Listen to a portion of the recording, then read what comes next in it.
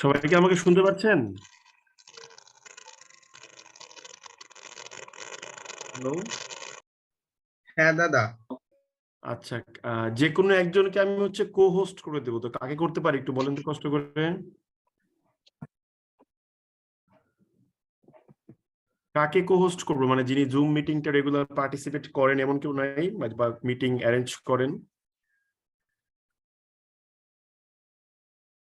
Hello, কেউ কি আছেন এরকম? হ্যাঁ দাদা, আমাকে করে দেন, সমস্যা নেই, পারবো। আচ্ছা, আমি তাহলে আপনাকে আমি কো-হোস্ট করে দিচ্ছি। আপনার নাম হচ্ছে কি? ST00 6009, তাই তো? হ্যাঁ দাদা। ওকে, আমি যদি কোনো কারণে ডিসকানেক্ট হয়ে যাই সেক্ষেত্রে হচ্ছে এটা আমি জয়েন করলে আমাকে আবার একটু হোস্ট করে দিবেন, ঠিক আছে? এটা হচ্ছে আপনার কাজ। ওকে ওকে দাদা। ওকে। তো আমরা আজকে একটু দেরি করে শুরু করব, একটু বকবক করবো তো কিছু বিষয় নিয়ে, কারণ নতুন অনেকে আসতেছে এই জন্য। তো এটা আপনাদের আর্জেন্টিনাবাসী তাদের জন্য হচ্ছে এটা একটা অফার দিয়েছিলাম যে যারা আর্জেন্টিনাবাসী তারা হচ্ছে এই সুযোগটা পাবে। তো অনেকেই অফারটাকে লুফে নিয়েছে দেখলাম।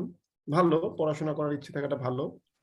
এখন ব্যাপারটা হচ্ছে যে আমি একটু ক্লিয়ার করে দিই, হ্যাঁ? যারা পুরাতন তারা জাস্ট 10 মিনিট পর ক্লাসটা শুরু করবে, একটু বসেন, হ্যাঁ? আমি একটু দাঁড়ান, আমি একটু বলি। আচ্ছা, তো এখানে আহ, একটু সবাই ঢুকুক, হ্যাঁ? আমি বলে দিচ্ছি। তো এখানে আমি একটু ক্লিয়ার করার চেষ্টা করি, আপনার ঠান্ডা মাথায় ব্যাপারটা একটু শোনেন, ঠিক আছে?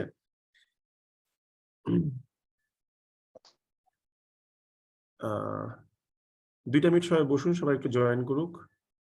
আর ST6009, আপনার নাম কি একটু বলেন ভাই? দাদা সুমিত। সুমিত, ওকে, আপনার নামটা আমি চেঞ্জ করে সুমিত করে দিচ্ছি, ঠিক আছে? ওকে দাদা। না, আপনার নাম আমি সুমিত করে দিয়েছি, কো-হোস্ট, ঠিক আছে?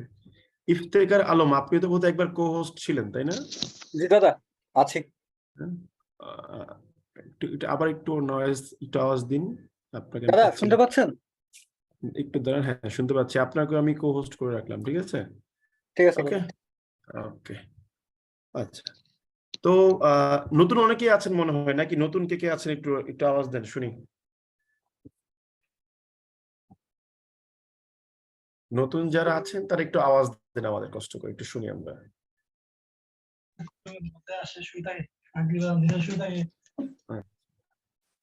নতুন কেউ নেই? নতুন আচ্ছা, অনেকেই আছে, অনেকেই আছে।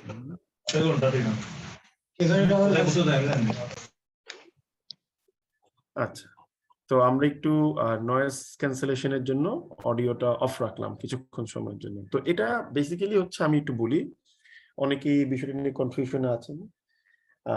বেসিক্যালি ওই গতকাল হঠাৎ করে একটা অফার দিয়েছিলাম, অনেকে এসেছে। তো আমাদের মূলত মোট 5টা ক্লাস হয়েছে 30টা ক্লাস থেকে। এটাই নতুন ব্যাচ, আমাদের একটাই ব্যাচ। এখানে আরো 25টা ক্লাস হবে, যে 25টা ক্লাস আপনারা এখানে করবেন, ঠিক আছে? তো আমি যে 5টা ক্লাস হয়েছে ওই 5টা ক্লাসের ভিডিও এখানে খুব সুন্দর করে দেওয়া আছে, আপনারা দেখবেন।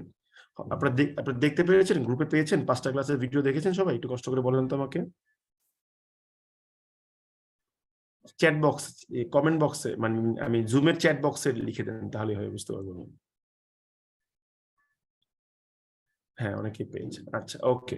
তো আমরা ওইখানে 5টা ক্লাসের ভিডিও খুব সুন্দর করে দিয়ে দিয়েছি, ঠিক আছে? এখন তারপরও যেহেতু আপনারা ঢুকেছেন, সো আমরা ওই 5টা ক্লাস আপনাদের জন্য আবার কন্ডাক্ট করব, কোনো সমস্যা নেই। তবে কিভাবে কন্ডাক্ট করবো আমি একটু বলে দিচ্ছি, শুনেন। মানে আমাদের ক্লাসটা হয় রবি মঙ্গল বৃহস্পতি, ঠিক আছে? তো এই রবি মঙ্গল বৃহস্পতিতেই মূলত আমরা 10টা থেকে ক্লাসটা নিই। তো 10টা থেকে সাধারণত 11টার সময় আমরা ক্লাসটা শেষ করে দেই। তো যেটা হবে সেটা হচ্ছে যে ওই 11টা থেকে আপনাদের ওই 5টা ক্লাস আমি নিব, ঠিক আছে? তো সো দ্যাট আপনি 5টা ক্লাস কন্টিনিউ করে নিতে পারেন, ঠিক আছে? সো ওই ক্লাসগুলো থাকবে, প্লাস হচ্ছে আপনাদের যে 5টা ক্লাস হয়েছে ওইটাও থাকবে। তো যারা ক্লাসগুলো করেছেন তারাও মন চাইলে জয়েন করতে পারেন, কোনো সমস্যা নেই। ব্যাপারটা কি বুঝতে পারলেন কি বলেছি একটু বলেন তো সবাই? চ্যাট বক্সে রিপ্লাই দিন, বুঝতে পেরেছেন কিনা সবাই? আচ্ছা, একজন বলেছেন যে ডাউনলোড করা, আচ্ছা ডাউনলোড করা বলছি, হ্যাঁ বুঝতে পেরেছেন, থ্যাংক ইউ। আচ্ছা, ডাউনলোড করার ব্যাপারটা আমি বলি। ডাউনলোডের বিষয়টা হচ্ছে যে আপাতত আমরা ভিডিওগুলোকে রিসাইজ করে আপনাদের হচ্ছে ফেসবুকে দিয়ে দিচ্ছি, সো দ্যাট আপনি বসে বসে পড়তে পারেন, ঠিক আছে?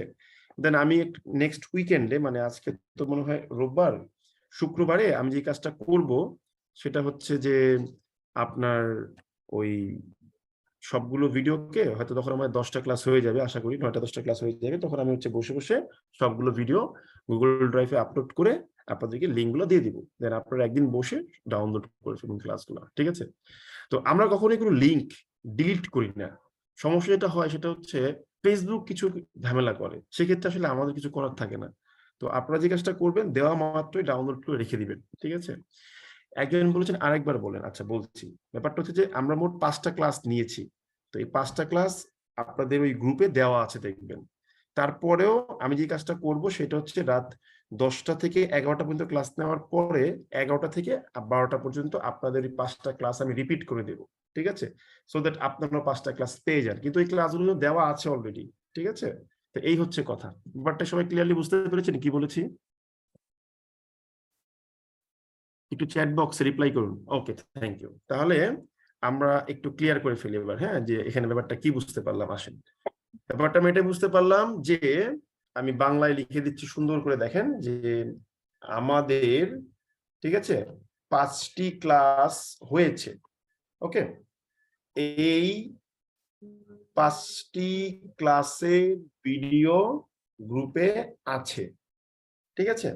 কিন্তু যেহেতু আপনারা নতুন ভর্তি হয়েছেন, তাই আগামী মঙ্গলবারের ক্লাস থেকে 10টা বাজে যে ক্লাসটা শুরু হবে আমাদের, ওই ক্লাসের পরে 11টা যখন ক্লাসটা শেষ হবে ওই একই লিঙ্কে আমি পরবর্তী ক্লাসগুলো শুরু করে দেবো, ঠিক আছে?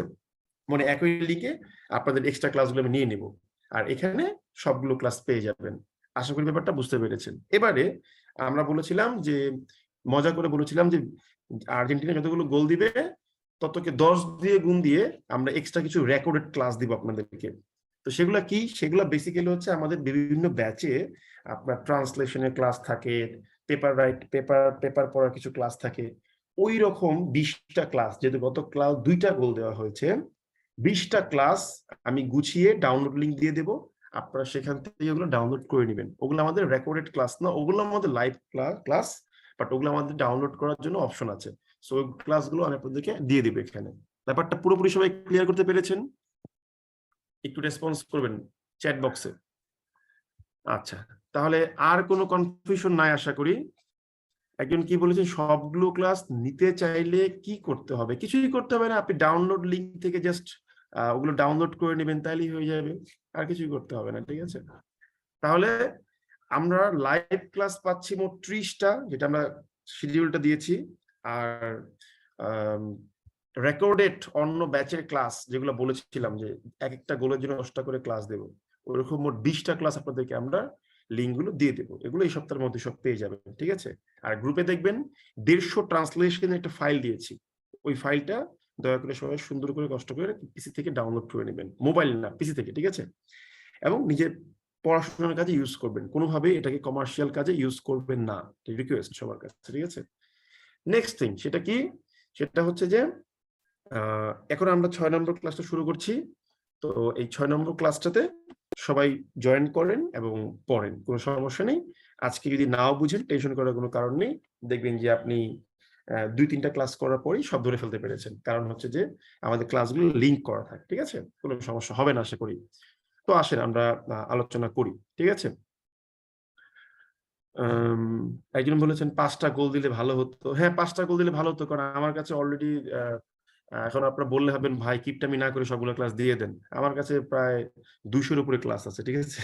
ওকে, 20টা কল দিলে দিতে পারবো, কোনো সমস্যা নাই। আচ্ছা, তো এবারে না সবগুলা দিব না ভাই, আমি খুব খারাপ লোক। তো আজকে আমরা এবার মেইন ক্লাসে যাচ্ছি, মানে আমাদের ক্লাস নম্বর 6-এ আমরা যাচ্ছি, ঠিক আছে? তো ক্লাস নম্বর 6-এ আমরা বলেছিলাম যে আমরা ক্লাসটা শুরু করব হচ্ছে এই ইফ ইউ কল মি এগুলা থেকে, ঠিক আছে? একজন বলেছেন দোয়া করবো, আচ্ছা দেখি যতগুলো দেওয়া যায় দিব, টেনশন নিয়ে না, মন দিয়ে পড়েন আগে। তো মূলত আমাদের একটা অ্যাডভার্ব ক্লজের একটা ক্লাস ছিল, যে ক্লাসটা আমরা করাচ্ছিলাম। তো হঠাৎ করেই আমরা একটা আলোচনাতে চলে এসেছিলাম, তো এটা আমরা এখন আলোচনাটা কন্টিনিউ করি, আসেন আমরা শুরু করি। তো লাস্ট ক্লাসে আমরা যেটা বলেছিলাম, আই রিপিট, লাস্ট ক্লাসে আমরা যেটা বলেছিলাম সেটা হচ্ছে যে বাংলাদেশে 99.99% স্টুডেন্ট আপনার এই দুইটা বাক্যের প্রপার ইন্টারপ্রিটেশন করতে গিয়ে ভুল করে। কোন দুইটা বাক্য? এই যে দেখেন, if you called me I would do it, আর একটা হচ্ছে if you had called me I would have done it, ঠিক আছে? তো আমরা আসছেন একটু পড়াশোনা করি এবং জানার চেষ্টা করি। মনে রাখবেন, রাইটিং ক্লাসে পড়া কম, কিন্তু তার যে অ্যাপ্লিকেশন বা পরিধি এটা অনেক বড়। এটা আসলে মানে বলে কি বলবো আপনার শেষ করা যায় না, I am sorry to say, শেষ করা যায় না বলে, ঠিক আছে? তো একটা জিনিস বলি, আমরা গত ক্লাসে আফটার একটা দেখেছিলাম, ঠিক আছে? দয়া করে এখন ইনবক্সে কোনো প্রশ্ন করেন না, আমার বই নিয়ে কোনো কিছু লাগবে না, আমি ক্লাসেই সব পড়াবো, ক্লাসে যা পড়াবো তা বইয়ে আমি দিব না, ঠিক আছে? ওকে, কারণ এখানে অনেক বিতর্কিত বিষয় পড়াবো যেগুলো অন্যান্য বইয়ে পাবেন না আপনি, তাই আমি আমার বইও দিব না। এখানে পড়েন, ভালো লাগবে, বই কিনতে হবে না ভাই। আমি বিজনেস করি, কিন্তু ওই রকম না যে আপনার বইও কিনাবো, ক্লাসও করাবো, সব করাবো, ওই টাইপের ছেলে আমি না। আপনি টাকা দিয়ে ভর্তি হয়েছেন মানে কোর্সে সব পেয়ে যাবেন। তো দেখেন, আমরা কন্ডিশনাল সেন্টেন্স সম্পর্কে কিন্তু একটা আইডিয়া আমরা আগেও পেয়েছি, ঠিক আছে? যেমন ধরেন, আমি যদি বলি যে মনে করেন একটা বাক্য লিখলাম যে ইফ, সরি, আমি লিখলাম যে ice melts if it is heated, যেটাকে গরম করা হয়, হ্যাঁ? আমি একটা বাক্য লিখি, আগে জাস্ট দেখেন আপনারা। 1.1 দিয়ে একটা বাক্য লিখলাম, if you call me comma you will get good news. আচ্ছা, ভালো কথা। আর একটা বাক্য লিখলাম 1.2, খুব সহজ বাক্য, চিন্তা করার কোনো কারণ নেই। যারা পুরাতন তারা জানেন যে সুমন ভাই প্রথমে পড়ায় খুব সহজ বাক্য, বাট তারপরে হচ্ছে ওটাকে কঠিন বাক্যে নিয়ে অ্যাপ্লাই করে দেখায়, হ্যাঁ? সো ওই পর্যন্ত আমরা একটু ওয়েট করবো, মন দিয়ে পড়বো, আসলে আমরা পড়ি। তারপর বলছে কি দেখেন, আমি অডিও অপশনটা অন রাখছি, বাট দয়া করে কেউ সাউন্ড অন করবেন না, ঠিক আছে? স্ক্রিনে কি সবাই দেখতে পাচ্ছেন আমাকে? একজন বা দুজন রিপ্লাই করলেই হবে, বেশি রিপ্লাই করতে হবে না, একজন। ওকে, আর কেউ না please. If I am given a call, যদি আমাকে একটা কল দেওয়া হয়, ঠিক আছে, I will give good news. আচ্ছা, এগুলো কি লিখতেছি আমি বুঝাবো, টেনশন নিয়েন না, ঠিক আছে?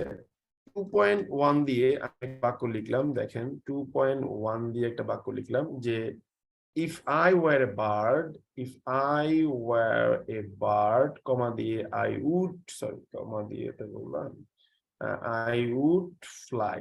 আচ্ছা, তারপর 2.2 তে গিয়ে লিখলাম if I were called, কমা দিয়ে I would give good news লিখলাম, মনে করেন। 2.3, সরি, 3.1 এ গিয়ে লিখলাম if you had called me, you would have received good news, তুমি তাহলে গুড নিউজ পেতে, ঠিক আছে? 3.2 তে গিয়ে লিখলাম if I had been called, কমা দিয়ে I would have given good news, একেবারে সহজ বাক্য। আচ্ছা, এখানে কোনটা কি বুঝে আমি একটু বলি, শুনেন। এই যে 0.0 লিখছি না, এটাকে বলা হয় হচ্ছে আপনার কি, এটাকে বলা হয় আপনার জিরো কন্ডিশন, মানে যেখানে লজিক্যাল কন্ডিশন থাকে, এখানে কোনো পসিবিলিটি নাই যে এটা হইলেও হইতে পারে, নাও হইতে পারে, এরকম কোনো পসিবিলিটি কিন্তু নাই। যেমন আইসে আপনি যদি তাপ দেন তাহলে এটা গলবে, এটাকে বলা হয় জিরো কন্ডিশন। এই যে যুক্ত ক্লজটা যদি হয় প্রেজেন্ট ইনডিফিনিট, এটাকে বলা হয় ফার্স্ট কন্ডিশন। এই যুক্ত ক্লজটা যদি হয় পাস্ট ইনডিফিনিট, এটাকে বলা হয় সেকেন্ড কন্ডিশন।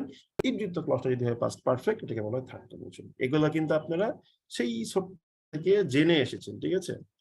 একটু দাঁড়ান, আমি একটা এক্সট্রা পেজে নিয়ে যাই, ঠিক আছে?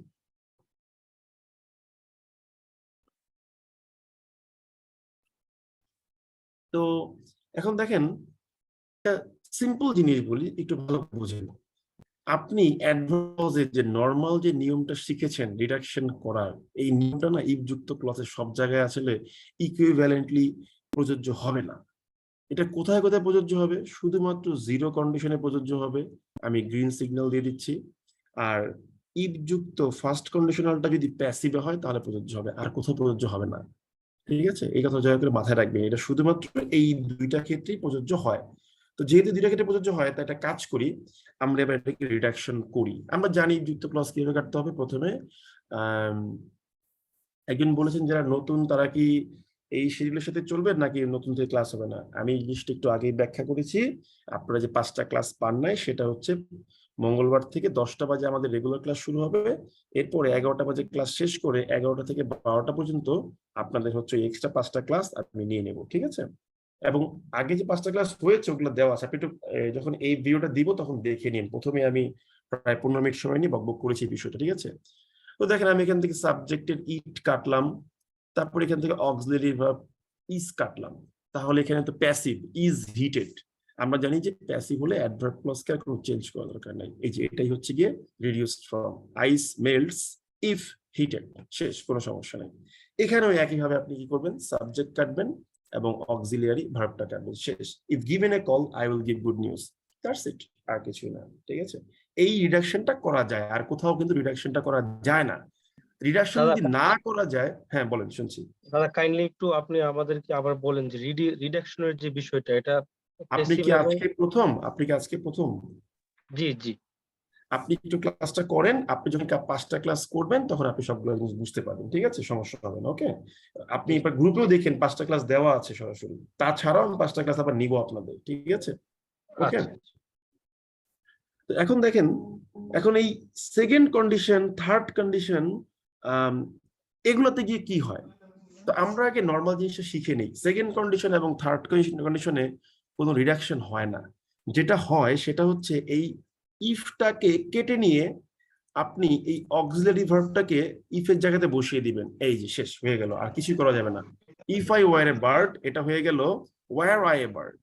এই যে ইফটা কেটে দিয়ে আপনি খুব সিম্পলি এই ওয়ারটাকে আগে নিয়ে যাবেন, আর কিছুই করা যাবে না, ঠিক আছে? Were I a bird I would give good news. এই যে ইফটা কেটে দিয়ে আপনি এই হ্যাডটাকে আগে নিয়ে যাবেন, হ্যাড ইউ কল্ড মি, ঠিক আছে? এই যে had you called me you would have received good news. এই যে ইফটাকে কেটে দিয়ে আপনি এই হ্যাডটাকে আগে নিয়ে যাবেন, had I been called I would have given good news. বুঝতে পারলাম আমরা ব্যাপারটা? জি স্যার ওকে, যারা নতুন তার টেনশন নিয়েন না, নিয়মটা আমি আগে পড়াইছি, এখন জাস্ট অ্যাপ্লাই করে দেখাচ্ছি, ঠিক আছে? তাহলে আমরা বুঝতে পারলাম যে শুধুমাত্র জিরো কন্ডিশন এবং ফার্স্ট কন্ডিশনে যদি ইফ যুক্ত ক্লজটা প্যাসিভ হয় রিডাকশন করা যায়, অন্য সকল ক্ষেত্রে কিছুই করা যায় না, শুধু অক্সিলারি ভার্বটাকে ইফের জায়গায় নিয়ে বসানো যায়। এই কারণে আমরা এই 2.1, আই রিপিট, এই 2.1 থেকে 3.2 পর্যন্ত এই 4টা সেন্টেন্সকে রিডিউসড অ্যাডজেক্টিভ ক্লজ আছে বলা যাবে না। আমরা এগুলোকে কি বলবো? এগুলোকে বলবো, এই নিচের 4টাকে বলবো হচ্ছে inverted sentence. I repeat, inverted sentence. আমি লিখে রাখলাম, এগুলো হচ্ছে ইনভার্টেড সেন্টেন্স, ঠিক আছে? এটা ডিরেক্টলি কিন্তু রিডিউসড হয় নাই, এটা জাস্ট ইনভার্সন হয়ে গেছে।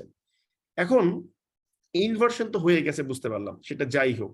এখন আপনি কিন্তু জানেন যে অ্যাডভার্ব ক্লজ বাক্যে 3 জায়গাতে বসতে পারে। আই রিপিট, আমরা এটা পড়েছি। সেগুলো কোথায় কোথায় বসতে পারে আমরা একটু মনে করে দেখি, আসেন। আমরা যদি লিখতে পারি যে, আমরা লিখতে পারি যে ইফ, আমি মনে করি লিখলাম যে ইফ, আমি মনে করি লিখলাম যে ice melts if it is heated. এই যে অ্যাডভার্ব ক্লজটা মেইন ক্লজের শেষে লিখলাম। আবার কি লিখতে পারি, ইফ আইস ইজ হিটেড, কমা দিয়ে লিখলাম ইট মেল্টস। এখন এখানে কিন্তু ইট দিয়ে আপনি ওই আইসকেই বোঝাচ্ছেন। আবার কোথায় লিখতে পারতাম, ইন্ডিপেন্ডেন্ট ক্লজের শেষে, ইন্ডিপেন্ডেন্ট ক্লজের সাবজেক্টের পরে, ঠিক আছে? একটু ঠিক করে দিই। এই যে আইস ইফ ইট ইজ হিটেড, কমা দিয়ে মেল্টস। আমরা 3 জায়গায় পড়েছিলাম।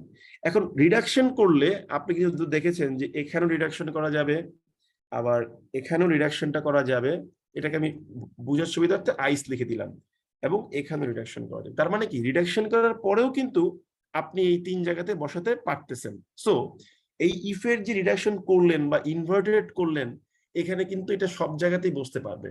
যেমন আপনি যদি বলেন যে ভাই আমি এই বাক্যটা ক্লিক করলাম, ঠিক আছে, এই যে were I bird I would fly, এটাকে কিন্তু আপনি 3 ভাবে লিখতে পারেন। এই যে একভাবে লিখলেন, একইভাবে কি করতে পারেন তাহলে, I would fly were I a bird. আবার কি করতে পারতেন, I comma were I a bird comma দিয়ে আমি লিখলাম যে উড ফ্লাই। তার মানে কেন কিন্তু আমি ওই নিয়মটা প্রযোজ্য করতে পারছি। বুঝতে পেরেছি ব্যাপারটা? আমি একটু বলেন তো প্লিজ। G G sir. দাদা। ওকে, থ্যাংক ইউ। এখন প্রশ্ন হচ্ছে, যেটা বলেছিলাম যে 99.99% স্টুডেন্ট ইন্টারপ্রেট করতে ভুল করে, আমরা এবার ওই ভুলটা নিয়ে কাজ করব। এটা আমাদের শিখতে হবে আজকে, ঠিক আছে? এবং এই জিনিসটা আপনাদের 99.99% স্টুডেন্টের কাছে ক্লিয়ার না। আমি যদি বলি আপনাদেরকে, ভাই একটু উপরের দিকে যাই, এই যে এই বাক্য দুইটা, if you called me I would do it, আর একটা হচ্ছে if you had called me I would have done it. যদি জিজ্ঞেস করি এই দুইটা বাক্যের মিনিং এর পার্থক্য কি, আমরা হযবরল করে ফেলি। কিন্তু আসলে এই দুইটা বাক্য কি বোঝায়, এবং দেখবেন ইংলিশম্যানরা কতটা চালাক ছিল এই জায়গাতে। দেখেন, আজকে শিখে নেব। ধরেন আমি যদি বলি আপনাকে যে টেন্স কত প্রকার, আপনারা সবাই আমাকে বলবেন টেন্স 3 প্রকার, প্রেজেন্ট, পাস্ট, ফিউচার। কিন্তু টেন্সকে আরেকটা ভিন্ন স্টাইলে আপনি চাইলে ক্লাসিফাই করতে পারেন। সেটা কি? সেটা হচ্ছে আপনি টেন্সকে বলবেন দেয়ার আর 2 types of tense, real tense versus হচ্ছে আনরিয়েল টেন্স। আমরা অনেকেই এই আনরিয়েল টেন্সটা নিয়ে ক্লিয়ার থাকি না। এই আনরিয়েল টেন্সের ডিটেইলড ডিসকাশনটা করব হচ্ছে আমরা যখন পড়বো, কি বলে, মডেল সেকশনে যাব। আমরা দেখব যে সিনিয়র ম্যানকে কখনো কুড দিয়ে বলা যায় না। আমরা দেখব জুনিয়র ম্যানকে কুড দিয়ে কিভাবে বলতে হয়, বা উডের সাথে কুডের পার্থক্য কি, মেয়ের সাথে মায়ের পার্থক্য কি, তখন আমরা দেখব, ঠিক আছে? এবং তখন আমরা আরো মজার মজার জিনিস দেখবো। যেমন ধরেন I will do it versus আমি যদি বলি আই মে ডু ইট। বলেন তো দুটো বাক্যের পার্থক্য কি মিনিং এ? স্যার একটা প্রথমটা হচ্ছে আমি করতে পারে আর একটা করবই, করব। আর পার্টটা হচ্ছে করতে মেবি, হয়তোবা। না, এই জায়গাটায় তাহলে আপনারা অনুভব- সবাই গণহারে ভুলটা করেন, ঠিক আছে? আমি একটু বলি, শোনেন, ঠান্ডা হন, আমি একটু বলি। এই জায়গাটায় আমাদের লার্নিংটা লিমিটেড। দেখেন, I will do it, it is an example of future indefinite tense. I repeat, I will do it, এটা হচ্ছে ফিউচার ইনডিফিনিট টেন্সের এক্সাম্পল। ইনডেফিনিট, যেখানে টাইমটা ডেফিনিট থাকবে না। তো আই উইল ডু ইট মানে হচ্ছে আমি কাজটা করব, কিন্তু কখন করব এই সময়টা নিশ্চিত না। আর আই মে ডু ইট মানে আমি কাজটা করব কি করব না এটাই আমার নিশ্চিত না। তার মানে আনসার্টেনিটি এখানে 2 জায়গাতে আছে। এক জায়গাতে হচ্ছে টাইমটা আনসার্টেন, আর এক জায়গাতে অ্যাকশনটা হবে কি হবে না এটাই আনসার্টেন। Am I right? জি দাদা। সো আমরা যখন পড়বো আমাদের পড়াটা হবে 100% কনক্রিট আন্ডারস্ট্যান্ডিং, কোনো ভুগিচুগি বুঝ থাকা যাবে না। এটা হচ্ছে আমার রিকোয়েস্ট। তো এবারে অডিও অফ রাখেন, নিজ দায়িত্ব অডিও অফ রাখেন। এখন আমরা জানবো এই আনরিয়েল টেন্স জিনিসটা আসলে কি। ধরেন আমি আপনাকে বললাম যে আচ্ছা ভাই, ধর একটা সিম্পল একটা সিচুয়েশন দেখাই। ও আচ্ছা, এটা কথা বলতে ভুলে গেছিলাম। হোমওয়ার্ক কিন্তু যারা সেদিন রাত্রের পরে যারা কমেন্ট করছেন, আমি কিন্তু আর কমেন্ট করি নাই। আমি আজকে আবার হোমওয়ার্ক দিব। আপনাদের কাজ হলো কালকে রাতের মধ্যে হোমওয়ার্ক সাবমিট করতে হবে। তারপরের দিন গিয়ে আপনি হোমওয়ার্ক করবেন, সেটা কিন্তু আমি আর চেক করব না। এটা সবাই মাথায় রাখবেন। আমি আজকে হোমওয়ার্ক দিব, কালকে রাতের মধ্যে সবার হোমওয়ার্ক সাবমিট, দেন আমি বসে বসে বসে বসে সবার ইয়েতে কমেন্ট করব, কারণ ওটা পড়তে হয়, কার কি সমস্যা হচ্ছে আমার দেখতে হয়। আমি কিন্তু দাদা আমি তো 12টার আগেই দিয়ে দিয়েছিলাম, মানে তাহলে তো আমার চোখে পড়ে নাই, কিন্তু আমি যেগুলো চোখে পড়েছে আমি সঙ্গে সঙ্গে কমেন্টে রিপ্লাই করে দিয়েছি, ঠিক আছে? তো দয়া ঠিক করে চেষ্টা করবেন ফাস্টেস্ট রিপ্লাই করে ফেলতে, ঠিক আছে? ফাস্টেস্ট কমেন্ট যত দ্রুত পসিবল। আর বিকেলের মধ্যে শেষ করে ফেলেন, কোনো সমস্যা তো নেই, তাই না? ওকে, তো এখন দেখেন আমরা শিখবো এই ইফ ইউ কল্ড মি আর এই আনরিয়েল সেন্সটা আসলে কি। একটা জিনিস খুব ঠান্ডা মাথায় বুঝতে হবে। ধরেন আমি আপনাকে বললাম যে ওই আমার আজকের হোমওয়ার্কটা কোথায়, আমার হোমওয়ার্ক দে। তো আপনারা বললেন যে ভাইয়া যদি আপনি আমারে একটা কল করতেন তাহলে এটা আমি করতাম, ঠিক আছে? যদি আপনি আমাকে কল করতেন তাহলে আমি এটা করতাম। তাই বললাম আচ্ছা তোমরা আজকে হোমওয়ার্ক করো নাই, ভালো কথা। তাহলে গত মাসে যে একটা হোমওয়ার্ক দিয়েছিলাম, গত মাসের সাবমিশনটা তোমরা কেন করো নাই? আপনি বলেন ভাইয়া যদি আপনি কল করতেন তাহলে আমি এটা করতাম। খেয়াল করে দেখেন, দুইটা কথার সিচুয়েশনের প্রেক্ষাপট কিন্তু ভিন্ন। একটা হচ্ছে আজকের হোমওয়ার্ক কই, আর একটা হচ্ছে গত মাসের হোমওয়ার্ক কই, কথায় কিন্তু পার্থক্য পাচ্ছি আমরা। তো এই জায়গাটাতে এসে উত্তর কিন্তু সেম। যদি আপনি ফোন করতেন তাহলে আমরা করতাম। এই জন্যই আমরা বলি আনরিয়েল টেন্সটা ধরাটা একটু কঠিন, কারণ আমি যদি বলি আমি ভাত খেয়েছি, বললে আপনি বুঝতে পারবেন যেটা প্রেজেন্ট পারফেক্ট টেন্স, তাই না? কিন্তু আনরিয়েল টেন্সে গিয়ে কিন্তু এইভাবে বুঝতে পারবেন না, কারণ আনরিয়েল টেন্সে আপনাকে প্রশ্ন শুনে বুঝতে হবে এটা কখনকার আনরিয়েল। কারণ আনরিয়েল টেন্সে বাংলা মিনিংটা সেম হবে আমাদের। আমি যখন বলবো আমার আজকের হোমওয়ার্ক কই, আপনি যেটা বলবেন যে ভাইয়া যদি আপনি আমাকে ফোন দিতেন তাহলে আমি করতাম, এর মানেটা হচ্ছে শুনে মনে হবে এটা পাস্টের কথা, যদি ফোন দিতেন তাহলে আমি করতাম, মানে আপনি আমার ফোন দেন নাই তাই আমি করি নাই। ঠিক আছে, এটা পাস্ট, কিন্তু এটার পুরো ইম্প্যাক্ট হচ্ছে এখনকার হোমওয়ার্ক নাই, তাই তাই এটা হচ্ছে বর্তমানের আনরিয়েল। আমি আপনাকে ফোন করিও নাই, আপনি হোমওয়ার্কটা করেনও নাই। আমি বললাম আচ্ছা তাহলে গত মাসে হোমওয়ার্ক দেও নাই কেন? আপনি বললেন ভাইয়া যদি আপনি ফোন দিতেন তাহলে আমি করতাম। তার মানে গত মাসে সাবমিশনটা হয় নাই, তার মানে এটা গত মাসের আনরিয়েল টেন্স। ব্যাপারটা কি বুঝতে পারলাম? ব্যাপারটা আমরা সবাই? জি স্যার। তো আমি যদি বলি যে আমি এখন বাংলায় লিখে দিচ্ছি, দেখেন ভালো করে খেয়াল করে বুঝে নেন যে আজকের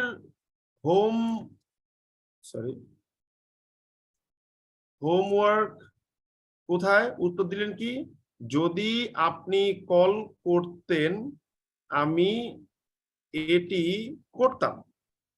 মানলাম। তো একই উত্তর কি করলেন যে তাহলে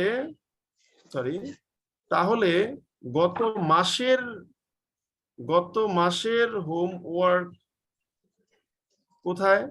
উত্তর কিন্তু আপনি আমাকে একই দিলেন, যদি আপনি আমাকে কল করতেন তাহলে আমি করতাম। এই যে আপনি বললেন যদি আপনি কল করতেন আমি এটি করতাম, এই কথাটাকে বলা হয় আনরিয়েল কথা, কারণ আপনাকে আমি কল দেই নাই বলে আপনি করেন নাই। কিন্তু কখনকার আনরিয়েল? যেহেতু আজকের হোমওয়ার্ক তাই এটাকে বলা হয় প্রেজেন্টের আনরিয়েল, গত মাসের হোমওয়ার্ক তাই এটাকে বলা হয় পাস্টের আনরিয়েল।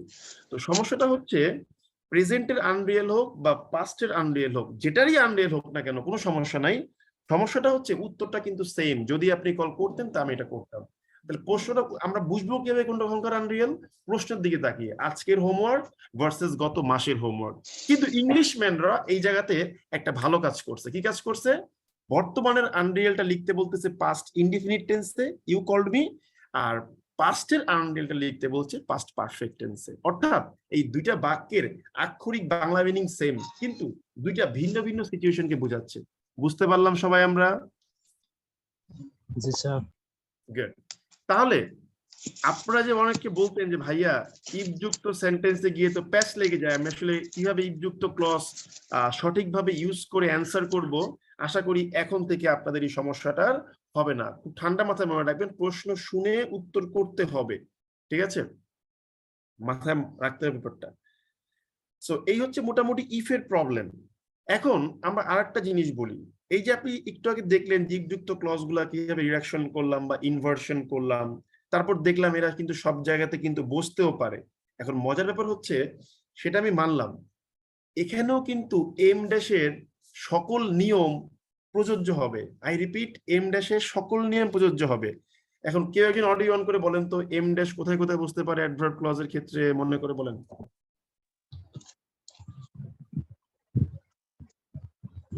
স্যার এম ডেসটা হচ্ছে অ্যাডভার্ব ক্লজের আগে এবং অ্যাডভার্ব ক্লজের পরে। না, এইভাবে বলতে হবে না। আপনি বলতে পারবেন শুধুমাত্র এক কথা উত্তর হয়ে যাবে যে অ্যাডভার্ব ক্লজকে সেপারেট করার জন্য যেভাবে দরকার সেভাবে বুঝতে পারে। যেমন ধরেন আপনি যদি বলেন যে where a bird I would fly, এই যে নিচের দিকে এসে, এটাকে আপনি এম ড্যাশ দিয়ে আলাদা করবেন, তাহলে এখানে একটা এম ড্যাশ দিলেই কিন্তু আপনার হয়ে যাচ্ছে, তাই না? ঠিক আছে না? জি। কিংবা I would fly where a bird, এটাও আপনি চাইলে একটা এম ড্যাশ দিয়ে আলাদা করতে পারেন, কোনো সমস্যা নাই। আর যদি বলেন যে where I a bird would fly, এখানে কটা এম ড্যাশ লাগে বলেন তো কেউ একটু? দুইটা লাগবে। কারণটা কি বলেন তো একটু?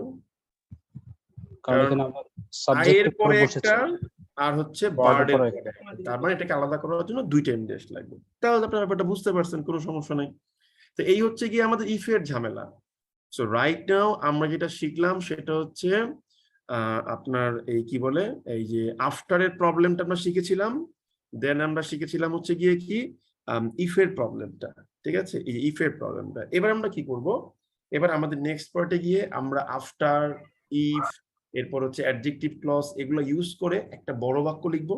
এরপরের পার্টে গিয়ে আমরা দেখব পত্রিকাতে গিয়ে এই যে অ্যাডভার্ব ক্লজটা আমরা শিখলাম এই জিনিসটার প্রয়োগ পাচ্ছে কিনা। তো চলুন আমরা একটা বড় বাক্য লিখি, ঠিক আছে, এবং আমরা যা পড়েছি তার মধ্যে সেন্সটাই অ্যাপ্লাই করে লিখবো, এর বাইরে গিয়ে আমরা কিছু লিখবো না। এটা হচ্ছে আমাদের টার্গেট। আপনার অনেক জানার দরকার নেই, because your teacher will not call you to say that যে তুমি যে পরীক্ষায় লিখছো তুমি কি এটা জানো, জিজ্ঞেস করবে না। আপনি যা লিখছেন ডিপেন্ডিং অন ইউর, দাদা এমডেস এর ব্যাপারটা কি আরেকটু বলবেন? আপনি কি আজকে প্রথম? না স্যার, আমি প্রথম না, তবে ওই নেক্সট ক্লাসটা করছিলাম, এর আগের ক্লাসটা। ক্লাসগুলো একটু দেখবেন, ক্লাসগুলো দেখলে বুঝবেন, ক্লাসগুলো না দেখলে এগুলো কিছুই বুঝতে পারবেন না আপনি, ঠিক আছে। ক্লাসগুলো খুব মন দিয়ে দেখতে হবে, যেমন উনি দেখছে উনি কিন্তু ধরে ফেলতে পারছে, ক্লাস দেখলে এগুলো ইজি। আমরা শিখেছিলাম যে এম ড্যাশ যে কোনো কিছুকে সেপারেট করতে পারে। তো আপনি চাইলে বাক্যের অ্যাডভার্ব ক্লজকেও মূল ক্লজ থেকে এম ড্যাশ দিয়ে সেপারেট করতে পারেন। তো যদি অ্যাডভার্ব ক্লজটা বাক্যের আগে বসে বা অ্যাডভার্ব ফ্রেজটা বা মেন ক্লজের আগে বসে তাহলে একটা এম ড্যাশ দিলেই হচ্ছে, পরে বসলেও একটা এম ড্যাশ দিলে হচ্ছে। বাট যদি এম ড্যাশটা হচ্ছে আপনার সরি অ্যাডভার্ব ক্লজটা বা ফ্রেজটা হচ্ছে মেন ক্লজের সাবজেক্টের পরে বসে তাহলে দুইটা এম ড্যাশ লাগে। বুঝতে পারছেন ব্যাপারটা? হ্যাঁ জি হ্যালো, দাদা। ওকে, থ্যাংক ইউ। এখন আমরা বাক্য লিখবো। এবার বলেন কোন টপিকের উপর লিখতে পারি, টপিক সাজেস্ট করেন যে ভাইয়া আপনি এই টপিকের উপর লিখেন। এমএফ, হ্যাঁ, আইএমএফ, আইএমএফ নিয়ে বাংলাদেশের স্থানিক রেমিটেন্স আসছে দেখলাম খবরে। ওকে আমরা লিখি এই টপিকগুলো আমাদের বাংলাদেশের বারবার- ইকোনমিক ক্রাইসিস নিয়ে লেখেন। ওকে লিখলাম, সমস্যা নাই, আসেন লিখা যাক। তো আমাদের টার্গেট হচ্ছে আফটারও ইউজ করব, ইফও ইউজ করব। So let's see. তো আমরা জানি যে ভাই যে কোনো বাক্যের উৎপত্তি হয় একটা ছোট বাক্য থেকে। ওকে, কখনোই বড় বাক্য মানেই যে অনেক বড় কিছু তা না।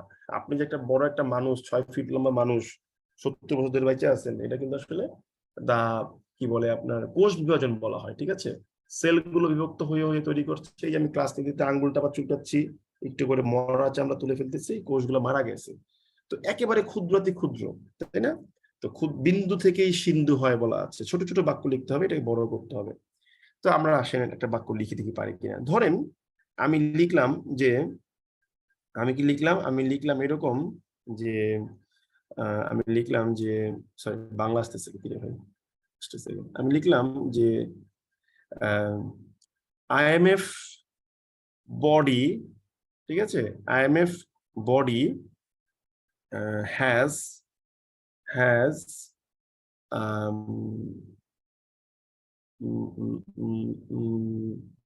IMF body has decided to offer a bail out. Bail out লিখলাম, এই ওয়ার্ডটার সাথে আপনারা অনেকে পরিচিত না আমি জানি, কয়েকদিন থাকতে পারেন, সমস্যা নেই। সো বেইল আউট মানে কি? বেইল আউট মানে হলো কোনো তাৎক্ষণিক কোনো প্রণোদনা দেওয়া, ঠিক আছে। এখন যেটা দিচ্ছে এটা কিন্তু বেইল আউট না, আমি আগেই বলে দিচ্ছি। তারপরে এই ওয়ার্ডটার সাথে পরিচয় করলাম, বেইল আউট, তারপর রিলিফ প্যাকেজ, স্টিমুলাস প্যাকেজ, এগুলো এক একটা জিনিস এক এক রকম। রিলিফ প্যাকেজটা কিরকম? এগুলো সাধারণত আপনার একেবারে মানে দান খয়রাত হিসেবে দেওয়া হয়, ঠিক আছে। স্টিমুলাস প্যাকেজটা কিরকম? যেমন ধরেন সেন্ট্রাল ব্যাংক তার ইকোনমিকে ঠিক রাখার জন্য উনি স্পেসিফিক সেক্টরকে হেল্প করার জন্য যে প্যাকেজগুলো ঘোষণা করেন। আর বেইল আউটটা কি? হঠাৎ করেই মনে করেন বিপদে পড়ে গেছে, ধুম করছে, মানে শ্রীলঙ্কা যেমন একদম পরিমরি অবস্থা হয়ে গেছে, শ্রীলঙ্কার বাঁচাইতেই হইব, 15 দিনের মধ্যে সে লোন টোন সব পাস করে দেবো, এটাকে বলে বেইল আউট প্যাকেজ, ঠিক আছে। তো আমাদেরটা কিন্তু বেইল আউট না, আমরা একটা লোন চেয়েছি। যদি আমাদের ইকোনমি কোলাপস করতো then we could have said that হ্যাঁ we need a bail out. So এটা বেইল আউট না।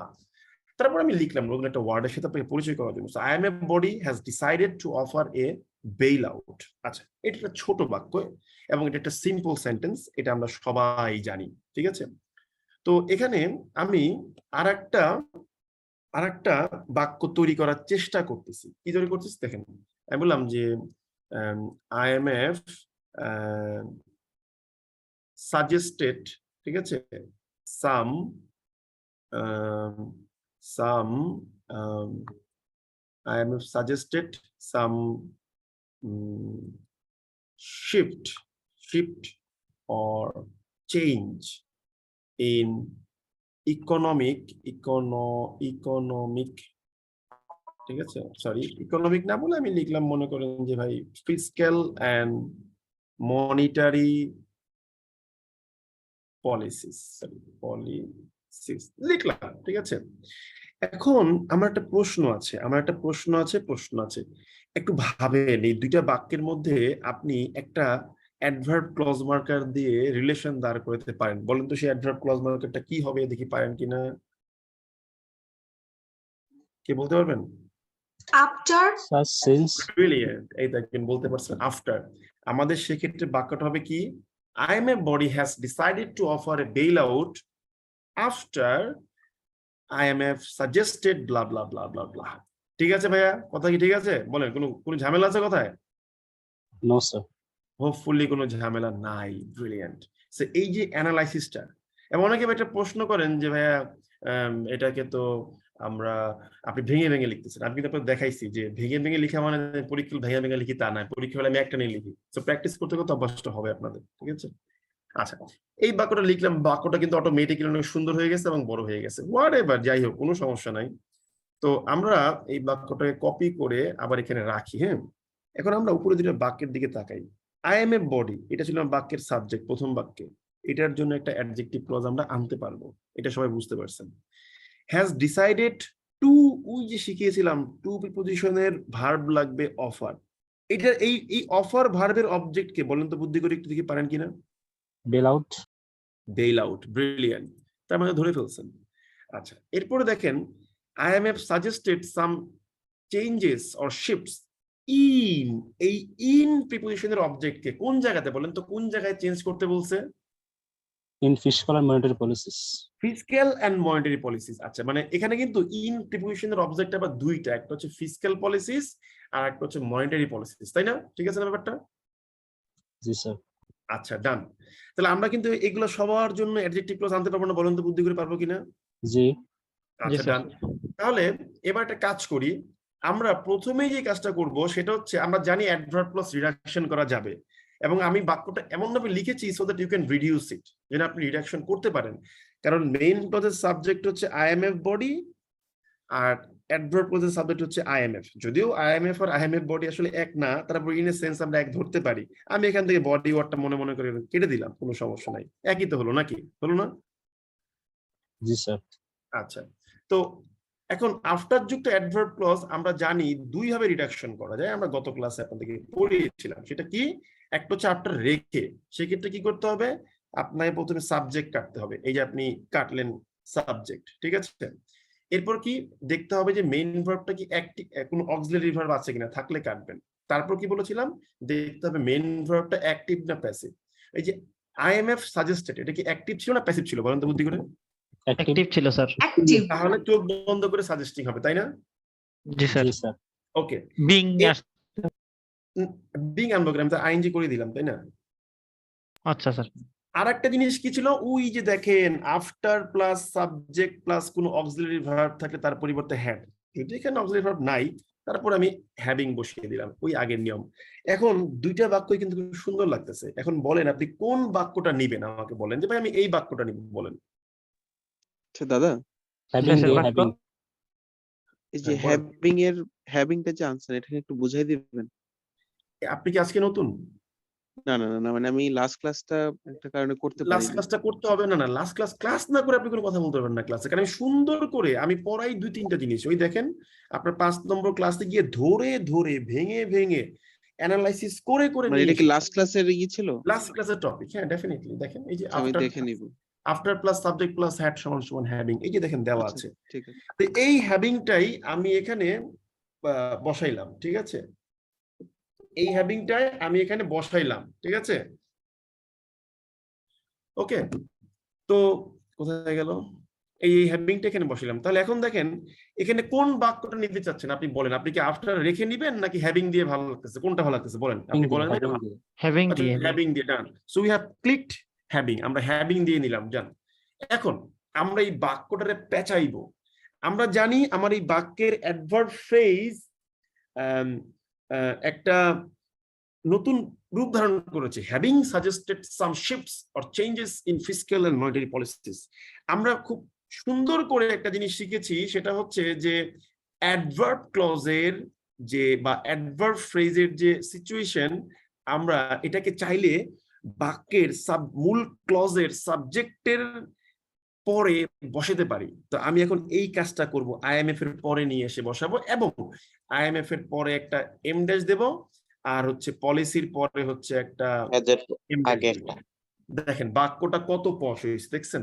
IMF having suggested some shifts of changes in fiscal and monetary policies has decided to offer a bailout। ঠিক আছে বাক্য আমার? জি sir.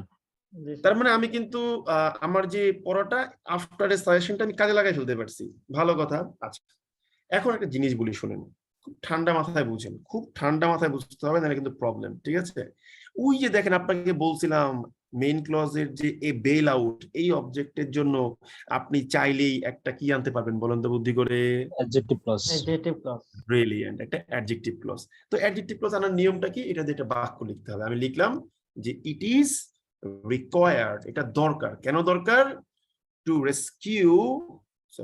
Rescue, উদ্ধার করতে, ঠিক আছে, দা ইকোনমি অফ বাংলাদেশ, ঠিক আছে, ফ্রম, কি থেকে রক্ষা করবেন? From current কনান্ড্রাম। কনান্ড্রাম মানে ধাঁধা। এটা সুন্দর একটা ওয়ার্ড আনার চেষ্টা করলাম, ঠিক আছে? তাহলে এই ইট কাকে বোঝাচ্ছে বুদ্ধি করে বলতে হবে, এবার বলেন। Bell out. Brilliant. তাহলে বেল আউটের পরে ইট কেটে আমরা কি লিখবো? That is required to blah blah blah blah ব্লা। এই যে আমি লিখলাম, ঠিক আছে বিষয়টা আমার? জি স্যার। ব্রিলিয়েন্ট। এবার প্রশ্ন হচ্ছে, আমরা কিন্তু জানি যে এই অ্যাডজেক্টিভ ক্লজটা রিডাকশন করা যাবে, দ্যাট কাটবো আর ইজ কাটবো। রিকোয়ার্ডে কোনো চেঞ্জ আসবে কি আসবে না বলেন প্লিজ? আসবে না। আসবে না। ব্রিলিয়েন্ট। তার মানে আমরা কিন্তু আরেকটা জিনিস বাক্য বড় করে ফেললাম, তাই না? যে IMF having suggested some shift or changes in fiscal or monetary policies has decided to offer a bailout required to rescue the economy of Bangladesh from the current conundrum। দেখেন বাক্যটা অনেক সুন্দর হয়ে গেল, তাই না? জি স্যার। আচ্ছা, এখন আমরা কিন্তু চাইলে আবার এখানে ইফটা অ্যাপ্লাই করতে পারি, আপনি আপনার মতো করে ইউজ করবেন। কিন্তু আমার একটা জিনিস খুব ভালো লাগবে, সেটা হচ্ছে যে এই ফিসক্যাল এবং মনিটারি পলিসিস নিয়ে একটু কাজ করতে পারি। এখানে ইন প্রিপোজিশনের অবজেক্ট কয়টা বলেন তো বুদ্ধি করে? দুইটা। একটা কি? Fiscal policies and monetary. Fiscal policy আর মনিটারি পলিসি।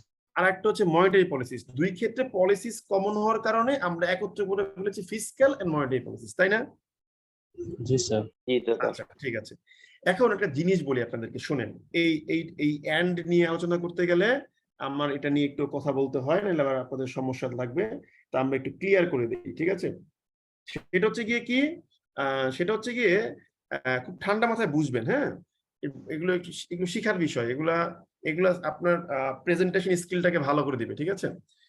মনে করেন আমি লিখলাম যে আই হ্যাভ 10, আমি খাইছি। কি খাইছি? আমি খাইছি হইলো রাইস, তারপরে হচ্ছে আপনার পটেটো এন্ড ফ্রুট জুস। এই জিনিসটা বললে বাংলাদেশে সবাই বলবে যে সুমন ভাই 3 রকম জিনিস খাইছে। হে ভাত খাইছে, সে আলু খাইছে, আর সে হইলো আপনার ফ্রুট জুস খাইছে।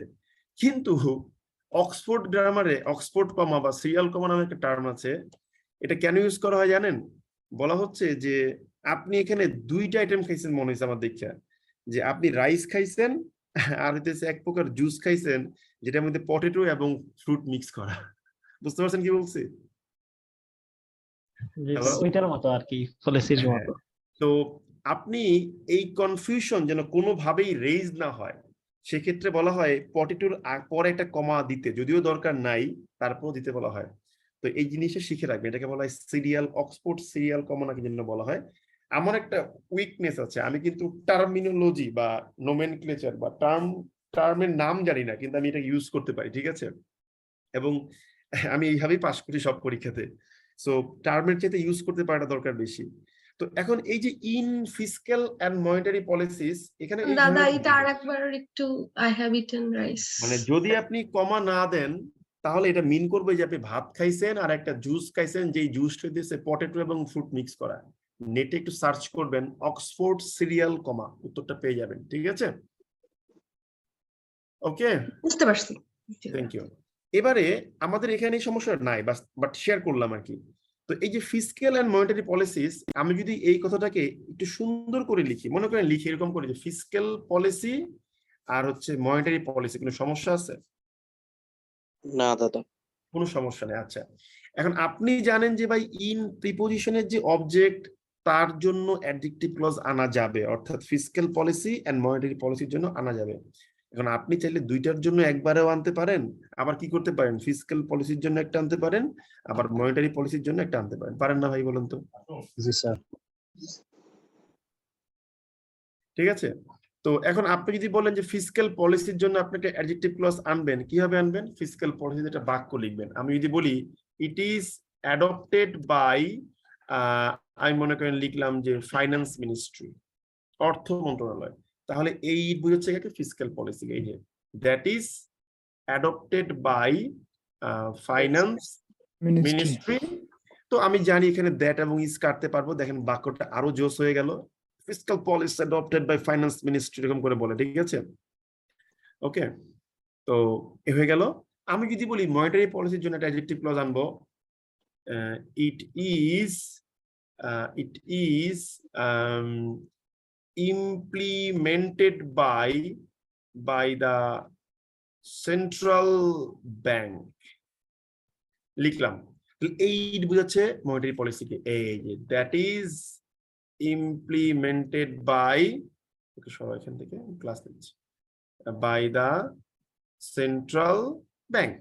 এই যে দ্যাট ইজ কাটলাম, দেখেন বাক্যটা কত জোস হয়েছে। দেখেন দেখেন, এই হলো বাক্যের মজা ভাই, যে IMF having suggested some shifts or change in fiscal policies adopted by the finance ministry and monetary policy implemented by the central bank has decided to offer a bailout required to rescue the economy of Bangladesh from the current conundrum. দেখেন তো পুরো বর্ণনা daily state বাক্যগুলো মনে হয় কিনা? Yes or no? জি দাদা। সুন্দর বাক্য, তাই না? এক্স্যাক্টলি। এখন প্রশ্ন আছে এখানে, কিন্তু আপনি যদি বুদ্ধি খাটান, আমি কিন্তু আপনাকে দরকার ছাড়াই, পয়েন্ট টু বি নোটেড, আমি কিন্তু আপনাকে দরকার ছাড়াই কিন্তু এই জিনিসটা আসলে আলোচনায় আইনে সিরিয়াল কমাটা কেন এনেছি এবার মিলিয়ে দিই। দেখেন, যদি বুদ্ধি করে চিন্তা করেন বুঝতে পারবেন। এই যে ফিসক্যাল পলিসি দেখে মনে হচ্ছে যে adopted by the finance ministry and monetary policy, এরকম মনে হচ্ছে, তাই না? ব্যাপারটা দেখেন তো। জি স্যার, তাহলে কনফিউশন রেজ হচ্ছে না, বলেন তো বুদ্ধি করে? জি জি। এই জন্য আমরা বলবো ফাইন্যান্স মিনিস্ট্রির পরে তুমি একটা কমা দিয়ে দাও, হ্যাঁ, ফাইন্যান্স মিনিস্ট্রি তাহলে কমা স্যার দিলে দেখে আর বুঝবে কোনো কনফিউশন ফিসক্যাল থাকবে না। Policy adopted by finance ministry and monetary policy implemented by the central bank. বুঝতে পারলাম আমরা? জি sir, that super. Is the trick. তো এই কমাটা শিখানোর জন্য আমি এত বড় বাক্য লিখেছি এবং এই কমাটাকে এনেছি, এবং এর জন্য আপনাকে আবার এই সিরিয়াল কমা বুঝাইছি। পুরো ব্যাপারটা কি মাথায় নিতে পারছেন পুরাতন স্টুডেন্টরা? জি স্যার। জি দাদা, বুঝতে পারছি। দাদা একটা প্রশ্ন ছিল এখানে। বলেন বলেন। দাদা হ্যাভিং এর ওইটা তাহলে আমি দুইটা কমা দিয়ে কি আলাদা করতে পারবো না? এই ক্ষেত্রে কমা তো অনেকগুলো হয়ে যাবে। অবশ্যই পারবেন, আপনি যদি পারবো? চান দুটো কমা দিবেন, কিন্তু সমস্যাটা হচ্ছে কমার ভিতরে যদি আবার কমা দেন তাহলে কি হবে? অর্থ দেখা জি যাবে না। স্যার, ওইটাই তাই সমস্যা পুরো হচ্ছে। ব্যাপারটাকে এম ড্যাশ দিয়ে সুন্দর করে আলাদা করলাম, এবার এর ভিতরে আপনি অপারেশন করেন, কোনো সমস্যা নাই। ঠিক আছে। আচ্ছা দাদা, আর একটু ছোট প্রশ্ন ছিল, এটা আইএমএফ এর আগে লিখতে পারবো? এটা কমা দিই কোনটা কোনটা কোনটা? মানে তাহলে হ্যাভিং এর ওইটা ব্যাংক হ্যাঁ, আইএমএফ এর অবশ্যই আগে। পারবেন। কেন কেন কেন পারবেন না? 100% পারবেন। আপনি শিখিয়েছি কি আপনাদেরকে যে অ্যাডভার্ব ক্লজ মেইন ক্লজের সাবজেক্টের আগে গিয়েও বুঝতে পারে, তাহলে এই হ্যাভিং পার্টটা আগে গিয়ে বুঝতে পারবে, কোনো সমস্যা তো নাই ভাই। তাহলে স্যার হ্যাভিং ওইখানে কিন্তু কমা আবার বেশি হয়ে যাচ্ছে আর কি সেক্ষেত্রে। না, আপনি কেন কমা দিবেন? আপনি কমা দিবেন না, সেক্ষেত্রে আপনি এম ড্যাশ এর উপর নির্ভর করবেন। এই দেখাচ্ছি, দাঁড়ান, ওয়েট করেন, কোনো সমস্যা নেই। আপনি যৌক্তিক প্রশ্ন করলে আমি উত্তর দেবো, কোনো সমস্যা নেই। এই দেখেন, এখন কথা আছে, আপনি যদি হ্যাভিংটারে টান দিয়ে নিয়ে যান, ও কিন্তু 14 গোষ্ঠী সব নিয়ে যাবে, এটা বুঝতে পারছেন নাকি? জি স্যার, ওই ব্যাংক পর্যন্ত নিয়ে যাবে। এই যে আমি একদম সব কিছু টান দিয়ে আইএমএফ এর আগে নিয়ে গেলাম, হ্যাভিং এর এইচটাকে বড় হাতের করলাম, আইএমএফ এর আগে একটা কমা দিলাম, এখন কমা দেওয়ার পরে এখানকার এম ড্যাশ গুলোকে বাদ দিয়ে দিলাম। এখন আপনার প্রশ্ন হলো ভাই কমা কমা কমা আমি বুঝবো কেমনে কোনটা কার লয়ে কমা?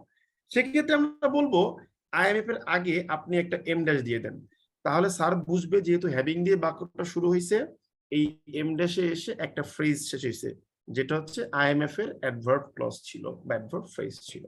বুঝতে পারছেন এবার? তাহলে এটাও তো স্মার্ট সেন্টেন্স একটা, তাই না? ডেফিনেটলি অবশ্যই, কেন নয়, 100%। Thank you.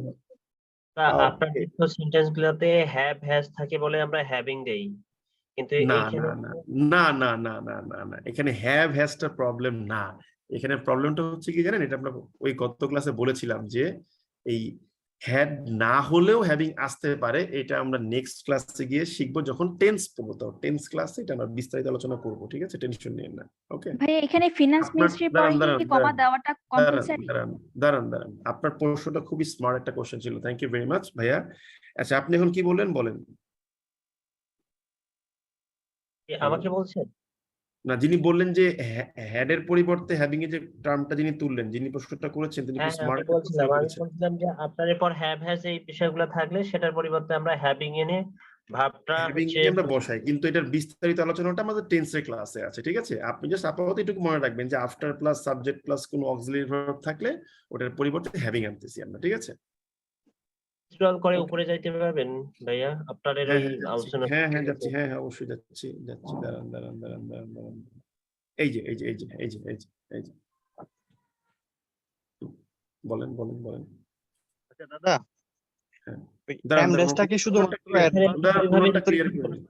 দুইভাবে হ্যাঁ, বলেন। রিডাকশন করছি, এক ক্ষেত্রে হচ্ছে অক্সিলারি ভার্ব বাদ দিয়ে রিডাকশন করছি, আর এক ক্ষেত্রে অক্সিলারি ভার্ব যেখানে হ্যাভ হ্যাজ আছে সেখানে হ্যাভিং দিয়ে মেইন ভার্বটাকে ঠিক রেখে রিডাকশন।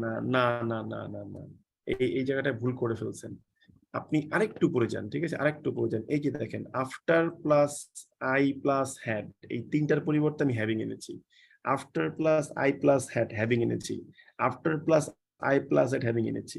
তো এখানে কিন্তু অক্সিলারি ভার্বকে হ্যাভিং করা হয় নাই কোনোভাবেই। এই তিনটা জিনিসের সাবস্টিটিউশন হিসেবে হ্যাভিং এসেছে। বুঝতে পেরেছেন ব্যাপারটা? ওকে। আরেকজন কি যেন বললেন, দাদা বলেন শুনতেছি, বলেন। ওই এম ড্যাশটাকে শুধুমাত্র অ্যাডভার্ব ক্লোজের জন্য ইউজ করা হয় এখানে। আপনি কি আজকেই প্রথম? স্যার আমি আপনার চতুর্থ ক্লাস থেকে জয়েন করছিলাম, আমি ফিফথ ক্লাসটা মিস করছি। প্রথম ক্লাসগুলো দেখেন, আমি চতুর্থ ক্লাস থেকে জয়েন করছেন, ওকে ভাই, প্রথম ক্লাসগুলো দেওয়া আছে, আপনি দেখতেছেন না কেন? কিন্তু বেসিক ডিসকাশন প্রথমেই করে নিয়েছি। আপনি প্রথম থেকে দেখে ফেলেন সময় নিয়ে, একদিন বসে সবগুলো জিনিস পড়ে নোট করলে তো হচ্ছে, তাই না? এখন আপনি একটা জিনিস প্রশ্ন করলে আমি এটা বুঝাতে গেলে আপনি আইএমএফ এর এই এম ড্যাশটা আমাদের প্রায় 20 মিনিটের ডিসকাশন, ঠিক আছে? আপনি তো বুঝবেন না এটা ধুম করে পড়লে, তাই না? স্বাভাবিক ব্যাপারটা। ওকে দাদা আমি সময় নিয়ে আপনি প্রথম থেকে দেখে আসেন, ঠিক আছে? এটা ভালো হবে। ওকে দাদা।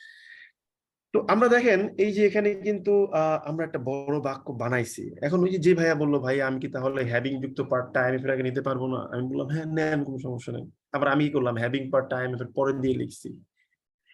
তার মানে এই বাক্যের আসলে স্ট্রাকচারাল ভ্যারিয়েশনের কোনো আগা মাথা নাই। There are so many types of sentences, কোনো শেষ নাই। এই জন্য আমরা বলি যে ঠান্ডাভাবে বাক্যগুলো পড়বেন এবং শিখবেন, শিখলে আপনারা পারবেন, টেনশন করার কোনো কারণ নাই, ঠিক আছে? এবারে আমরা যা পড়ছি আমরা একটু আমাদের ওই পড়ার উপর ভিত্তি করে আমরা আগাইতে পারি কিনা একটু দেখি, আসেন আমরা চলে যাবো একটু ডেইলি স্টারে, ঠিক আছে? মানে আমাদের যে পড়ালেখা, সেই পড়ালেখার প্রয়োগ আসলে কতটুকু হচ্ছে, আমাদের টাকা খরচ করে আমি রাত্রেবেলা ক্লাস করতেছি, আসলে কতটুকু কাজে লাগতেছে দেখা যাবে। তা আমি ডেইলি স্টারটা ওপেন করলাম, দেখেন আমরা একটু করে শিখবো, একটু করে প্রয়োগ দেখবো, ঠিক আছে? তো অপিনিয়ন পেজে গিয়ে আমি ধরেন এডিটোরিয়ালে গেলাম, দেখেন আপনাদেরকে আমি দেখাই। তারপর র্যান্ডমলি এখান থেকে একটা আর্টিকেল নিয়ে বলেন, কোন আর্টিকেলটা নিয়ে একটু বলেন প্লিজ, কোন আর্টিকেলটা নিয়ে বলেন। Rising cost of living in Bangladesh. কোথায় এই রাইজিং কস্ট, ওকে ডান, এটা আমি নিলাম, ঠিক আছে? তো এটাকে নিয়ে আমরা একটু আসেন এবার দেখি, আমরা একটা কাজ করি যে এখান থেকে যা পড়ছি, ঠিক আছে, যে এইটুকুর প্রয়োগ আমরা আসলে কোথাও পাই কিনা আমরা একটু জাস্ট দেখব, ঠিক আছে? তো আমি আপনাদেরকে আফটার দিয়ে পড়াইছি না, দেখেন আমি কিন্তু এরকম না যে আর্টিকেলটা আগে থেকে রেডি করে রাখছি, ঠিক আছে? একদম পত্রিকার একটা আর্টিকেল আমি আপনাকে বের করে দেখাচ্ছি। এই যে দেখেন আপনাদেরকে সুমন ভাই আফটার দিয়ে পড়াইছিল, এই যে দেখেন after tracking its journey from Manikganj Singair upazila to Dhaka Gazipur our reporter found blah blah blah, পাইছেন? বাক্যটা দেখতে পাচ্ছেন আপনারা? জি জি দাদা দাদা দেখা আচ্ছা, তো এই বাক্যটাকে আমি কপি করে নিচ্ছি। দেখেন আপনি যা পড়ছেন তাই এখানে আছে, কোনো উল্টাপাল্টা কিছু নাই ভাই, ঠিক আছে? এই বাক্যটা আমি কপি করে নিচ্ছি। তবে আমি আগে বলে দিচ্ছি বাক্যটা পুরোপুরি বুঝবেন না, কারণ আমি এখানে নাউন ক্লজের একটা প্রয়োগ দেখতে পারতেছি। তো আমি যেটুকু পড়েছি আমরা ওইটুকুই প্রয়োগ করা যায় কিনা আমরা একটু শিখবো, আসেন। তো আমরা একটা কাজ করি, এটাকে আমরা কপি করে নিয়ে এখানে আনলাম। স্ক্রিনে দেখতে পাচ্ছেন যেটা কপি করে নিয়েছি, দেখতে পাচ্ছেন? জি দাদা।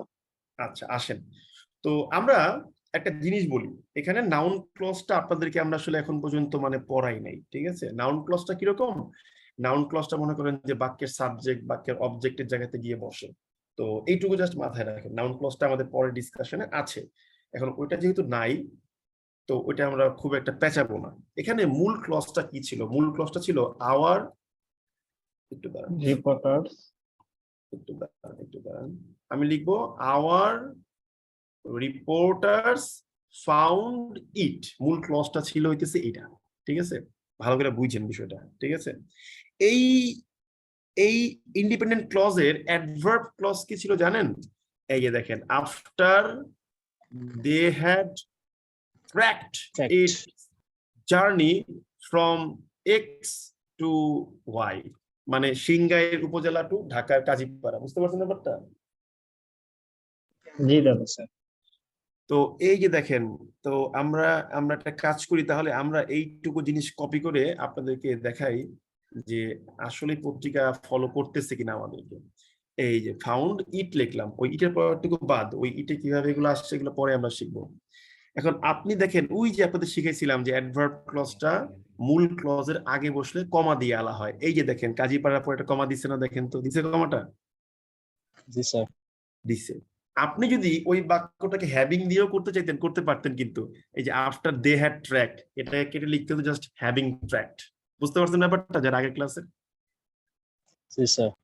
এই যে দেখেন আপনি চাইলে এখানেও সেম কাজটা করতে পারতেন যে having tracked its journey from এত টু এত our reporters has found it. মিলছে তাহলে? জি স্যার মিলেছে। তার মানে আমরা যে আফটারটা শিখলাম সেটা পত্রিকাতে কিন্তু অ্যাপ্লাই করা হচ্ছে। তো পত্রিকা যখন আপনি পড়তেছেন, আপনার কাজ হলো, সুমন ভাই তো আমাকে আফটার দিয়ে শিখাইছে আবার হ্যাভিং দিয়ে শিখাইছে, তাহলে বাক্যটা আমি হ্যাভিং দিয়ে একবার নিজে নিজে লিখি, দেখি পারি কিনা। ওই যে দেখেন এই ট্রিপল এর পরে আবার এম ড্যাশ টেম ড্যাশ দিয়ে রাখছে, দিছে না? দিছে কিনা? জি দাদা আচ্ছা, এবার দেখেন অ্যাডজেক্টিভ ক্লজ প্রয়োগ দেখাচ্ছি। It is at the, sorry এটা নাউন ক্লজ, দাঁড়ান দেখাচ্ছি। ওটাও নাউন ক্লজ, এখানে প্রচুর নাউন ক্লজ মারছে আজকে এরা, ঠিক আছে?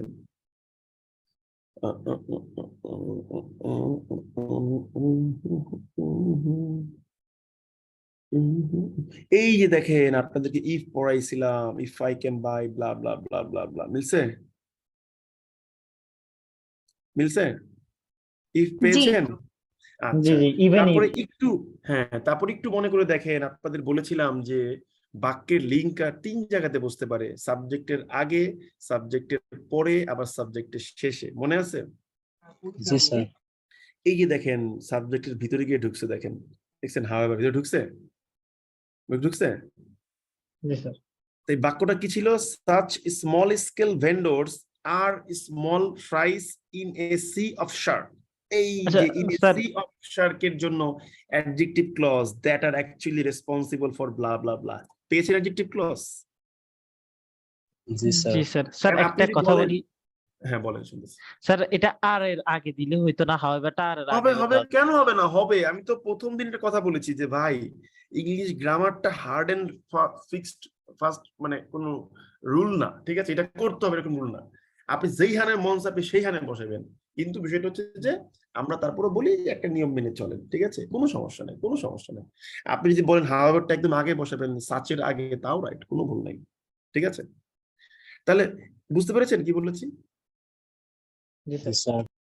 তাহলে এই যে দ্যাট আর All অ্যাকচুয়ালি দিয়ে এখানে রেসপন্সিবল, adverb হিসেবে কাজ এখান করছে। থেকে দ্যাট কাটতে পারবেন না, দ্যাট আর কাটলে অ্যাকচুয়ালি রেসপন্সিবল হতে পারবে না। পারবে। যদি পারবে। দ্যাট এবং আর কেটে দেন এটা কি হবে? অ্যাপোজিশন, Mean প্রেজেন্ট এটা পার্টিসিপেল না past apposition participle? Sir, apposition. Apposition, তার মানে কমা দিয়ে আলাদা করতে হবে মাস্ট নাকি? দুইটা কমা দিয়ে, হ্যাঁ। একটা কমা, কারণ বাক্য একটা তো শেষ এখানে করতে ফুল হবে, স্টপ একটা আছে, কমা। হ্যাঁ। হ্যাঁ, ঠিক আছে। আচ্ছা, এখানে এটা মাঝখানে এনে দুইটা কমা দিয়ে করা যায় তো স্যার? দেন কোনো সমস্যা নাই, দেন। তারপর এই যে আরো দেখেন, পেঁচাইতে স্যার। দেন এই দেখেন can we expect blah blah ব্লা, এই দেখেন আবার ইফ যুক্ত ক্লজ, দেখছেন?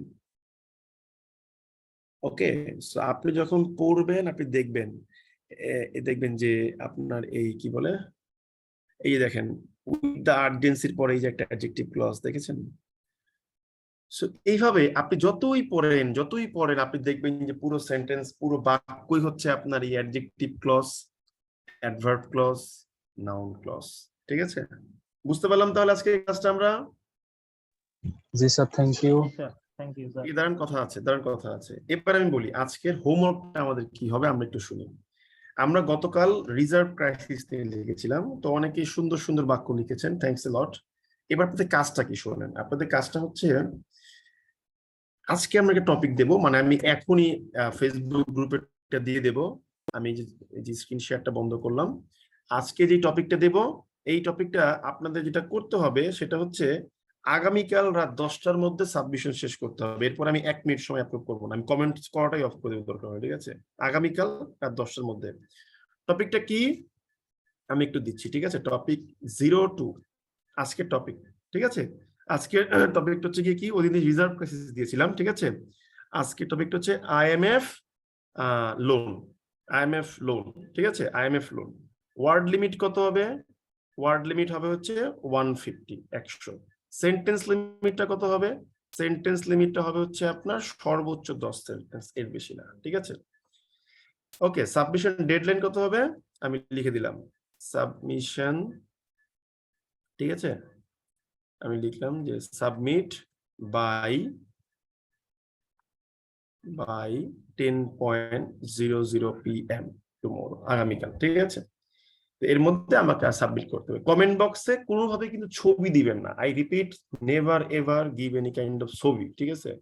পিডিএফ দিবেন না, আপনি সুন্দর করে টাইপ করবেন, টাইপ করে আপনি এটাকে কমেন্ট করে দিবেন। এরপরে আপনি যে সেন্টেন্স স্ট্রাকচার গুলো গ্রহণ করবেন সেখানে আপনার যেন অ্যাডজেক্টিভ ক্লজ থাকে, লিঙ্কার থাকে, কনজাংশন থাকে, অ্যাডভার্ব ক্লজ থাকে, আফটারের নিয়মটা থাকে, ইফের নিয়মটা থাকে, সব নিয়ম যেন আমাদের একসঙ্গে থাকে।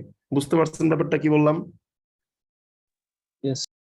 আচ্ছা দাদা, এবার আপনাদের কোনো কোশ্চেন থাকলে করতে পারেন, আমি শুনতেছি। হ্যাঁ, আমার একটা কোশ্চেন ছিল। বলেন, শুনতেছি। আচ্ছা, মানে অনেক সময় তো এক্সামও আসে, এরকম একটা এসে লিখতে বা প্যারাগ্রাফ লিখতে 200 ওয়ার্ডে বা 250 ওয়ার্ডে, হয় না? হ্যাঁ, ওয়ার্ড হ্যাঁ, গুলো হ্যাঁ। কি আসলে, মানে অনেকেই বলে এই ওয়ার্ড গুলো বলতে আর্টিকেল, প্রিপজিশন এগুলো গুণা হয় না। তাহলে অ্যাকচুয়াল নিয়মটা কি অনুযায়ী লিখবো যদি একটু বলতেন? ওয়ার্ড গুলো আসলে ভাই, কোনগুলো ওয়ার্ড কাউন্ট কাউন্ট করার সময় এখন ওনারা তো বলে না যে কোনটা আসলে ওয়ার্ড হিসেবে কাউন্ট করবে না। যে মাইক্রোসফট ওয়ার্ড কিন্তু আর্টিকেল গুলোকে ওয়ার্ড হিসেবে কাউন্ট করে। এখন ব্যাপারটা হচ্ছে গিয়ে কি, এক একজন টিচারের হয়তো এক এক রকম মন থাকতে পারে। তো আপনি সাধারণত ওয়ার্ড কাউন্ট করা, তার পরীক্ষা হলো তো আপনার পক্ষে বসে বসে এই ওয়ার্ড কাউন্ট করা পসিবল না। তো আপনি যে কাজটা করবেন, আপনি আপনার নর্মাল ফ্লোতে একটা লেখা লিখবেন, যে এক পেজে আপনি কয় লাইন লেখেন। ধরেন আপনি এক পেজে 20 লাইন লেখেন, আপনি 20 লাইনে মোটামুটি দেখলেন যে আপনার 140টা ওয়ার্ড হয়েছে। তো 140টা ওয়ার্ড হলে আপনি দেখলেন যে এখানে প্রিপোজিশন, আর্টিকেল, কনজাংশন হয়তো 20টা গেছে। তার মানে আপনি এক পেজে পারফেক্ট সলিড 120 ওয়ার্ড লিখতে পারেন যদি 20টা ওয়ার্ড বাদ দিয়ে দেন। তো আপনি মাথায় রাখবেন যে আমি যদি নর্মালি 20 লাইন লিখি তাহলে আমার ওয়ার্ডে 115 থেকে 20টা ওয়ার্ড থাকে, এরকম একটা অ্যাজাম্পশন ধরে নেবেন। ঠিক আছে, এখন যদি পরীক্ষা হলো চাপে পড়ে আপনি মনে করেন এক পেজে মনে করেন 15 লাইন লিখছেন, তাহলে বুঝবেন যে আপনার হয়তো তাহলে ওইখানে 90টা ওয়ার্ড আছে। এইভাবে একটা অ্যাজাম্পশন তৈরি করে নেবেন। তবে ইউজুয়ালি আমি যেটা প্রেফার করি ওয়ার্ড কাউন্ট করার ক্ষেত্রে, আপনি হচ্ছে প্রিপোজিশন গুলো বাদ দিয়ে, এই আর্টিকেল গুলো বাদ দিয়ে দেন, কনজাংশন গুলো বাদ দিয়ে দেন, প্রিপোজিশন গুলো বাদ দিয়ে দেন। কিন্তু মাইক্রোসফট ওয়ার্ড তবে এদিকে ওয়ার্ড হিসেবে ধরে, তাই না? বুঝতে পারছেন ব্যাপারটা কি বললাম? জি দাদা। আর এমনিতে যেমন এখন আপনি 150 ওয়ার্ডের একটা আর্টিকেল লিখতে দিলেন, তো মোরলেস হয়তো 150-70 হলো, একটু বেশি কম হইলে তো সমস্যা নাই না? না, কোনো এক্সাম সমস্যা হলে। নেই।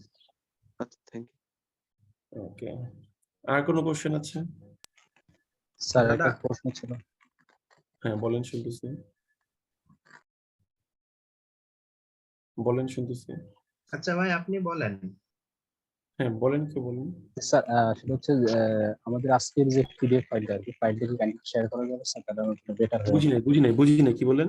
আজকের যে ফাইলটা পড়েছি আমরা, যেটা আপনি হ্যাঁ, লিখেছেন, সেটা যদি শেয়ার করা হয় আমার জন্য বেটার হয়, কারণ আমরা ভিডিও ক্লিয়ার পাচ্ছি, সেক্ষেত্রে হয়তো ফাইলটা দেখলে একটু স্টাডি করা যায়। আমি প্রত্যেক ক্লাস শেষ হওয়ার পরেই ফাইলগুলো দিয়ে দিই, আপনারা 5 মিনিটের মধ্যেই ফাইল পেয়ে যাবেন, ঠিক আছে? কোনো সমস্যা নাই।